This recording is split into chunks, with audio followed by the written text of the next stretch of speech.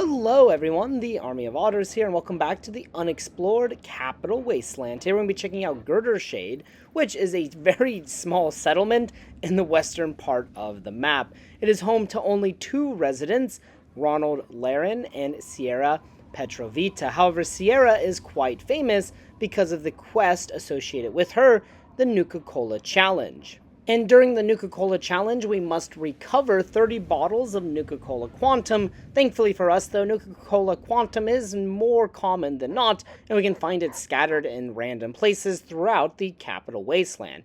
Along my adventures very early on in Fallout 3, I've already found about 50 bottles of Quantum, so, finding 30 is not too challenging, unlike some other like fetch or collection quest in other games. And as Ronald Laren states, Girdershade is at the ass end of the Capital Wasteland. Honestly, it's a miracle that these two can survive all the way out here in the middle of nowhere, surrounded by deadly creatures. And here on the Pip-Boy, you can see the location of Girdershade just west of Joko's Poppin' Gas, southwest of Evergreen Mills, and north of the Dunwich Building. Now, the first time you come here and after you speak with Sierra, you'll be confronted by this man, Ronald Laren. And Ronald here has some ulterior motives for living here in Girdershade.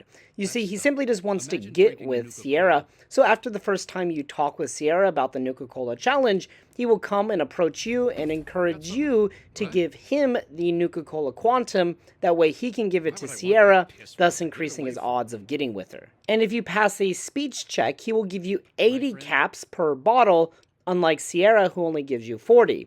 But by giving the bottles to Ronald, you will have a negative karma result, whereas giving them to Sierra gives you positive karma. And also, you might be familiar with the unmarked quest, Grady's Package. And in this quest, which is found in Grey Ditch inside of Marigold Station, we have to recover some naughty nightwear from a safe. After this, you'll be approached by a man named Lugnut, and you kill him or convince him to let you keep the naughty nightwear. You can return it to Ronald, who is actually the original owner, and he'll give you 200 to 300 caps, depending on your speech. And whatever your decision, Ronald does have a unique weapon on him. You can either pickpocket him, or you can murder him, like I did, and you can get the kneecapper.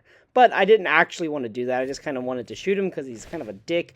But if you pickpocket him while he's sleeping, maybe we'll try that one more time. If you pickpocket him while he's sleeping, you can take the kneecapper from him, which is a unique sawed-off shotgun. Now, there is a lone brahmin that also lives here in a pen, but obviously, that's just a brahmin.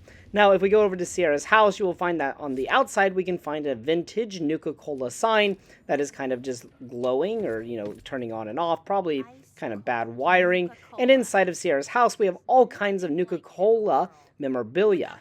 But once you have all of the Nuka Cola Quantum, you can go back and give her all of the Quantum that you have. Additionally, she'll give you 40 caps per any other bottles that you bring her, so it's a good way to make some money. However, do be warned, if you bring like 45 bottles of Quantum for your 30, she will take all 45. So make sure if you want to save some Quantum for yourself, or for whatever other reason, make sure you give her exactly 30.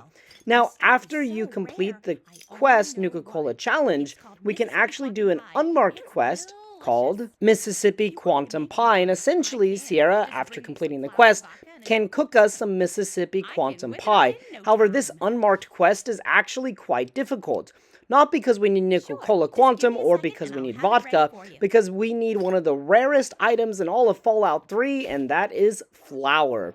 If you want to actually make this delicacy, then you can check out my video about the Nuka Cola plant, which is the only location in Fallout 3 with a guaranteed spawn of flour. But after about 30 seconds, Sierra will finish cooking our food, and well, we can set off with our new delicacy. Anyways, after that, I just wanted to kind of explore the surrounding area of Girdershade, because besides that, yeah, it's really quite small.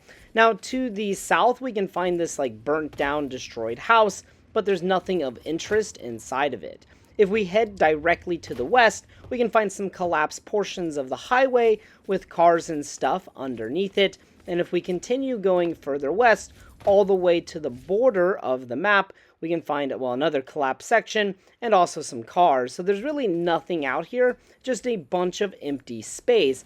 But while I was just kind of looking around and exploring, I was really shocked to have found a lone scavenger and his dog all the way out here.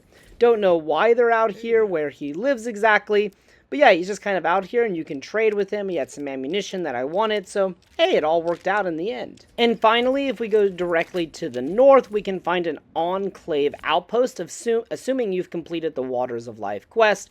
And here there's going to be a bunch of Enclave, along with a couple of death claws that the Enclave were trying to train or whatever. Kind of a difficult situation, but by using the dart gun, I was able to target their legs, and now the death claws are incredibly slow, and they're actually quite easy to kill. Really useful weapon in Fallout 3 is the dart gun. Now, after that, Dogmeat killed the Enclave officer pretty easy, and then I was able to loot their bodies and, find some useful things. So just be aware this is over here. Kind of a difficult fight, though, and also be careful that the death claws don't go to Girdershade, because that could be a massacre. And there you guys have it, the small, humble settlement of Girdershade. This small settlement in the middle of nowhere, well, only has 2 inhabitants, so I don't really know how they survive out here with all of the creatures and possibly raiders, Enclave, but hey, maybe they won't be surviving for much longer. Either way, Sierra is actually pretty infamous within the Fallout universe, and I think her house and stuff kind of inspired, maybe, some of the houses that you see in like Fallout 4, Fallout 76, with so much Nuka Cola memorabilia. But of course, in real life, Coca-Cola sells all kinds of household items, trinkets, and other stuff that collectors will go absolutely crazy for. So Sierra, in many ways, feels relatable, just in the post-apocalypse. And of course, if you've played Fallout 4, then perhaps you know this is not the last we will see of Sierra, but that is a story for another day. Alright guys, if you have any recommendations or ideas for future videos, future locations, please throw them in the comment section down below. Thank you so much for watching, and as always, until next time.